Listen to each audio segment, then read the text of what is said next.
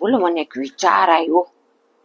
મેં છે ને એવું સાંભળ્યું કે પુરુષોત્તમ મહિનામાં છે ને તમે એક માળા કરો તો અધિક ગણું ફળ મળે, અને કઈ પુસ્તક વાંચો તો એનું ફળ અધિક મળે, કોઈ વ્રત કરો તો એનું ફળ પણ અધિક મળે, એક બ્રાહ્મણ જમાડો તો એને અધિક બ્રાહ્મણ જમાડવાનું પુણ્ય મળે.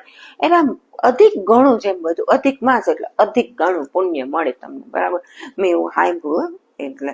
અને હા, પછી મને એક વિચાર આવ્યો કે જો કોઈના ઘરમાં આગ લગાવવાનું કામ નહીં કરવાનું, કોઈને ખોટી સલાહ નહીં આપવાની, કોઈને ખોટું કઈ અને ધંધામાં નુકસાન નહીં કરાવવાનું, એ બધું બી એક પુણ્યમાં છે. પણ એનું પાપ બી અધિક ઘણું ગણાઈ જાય ને આવું કરીએ તો આપણે.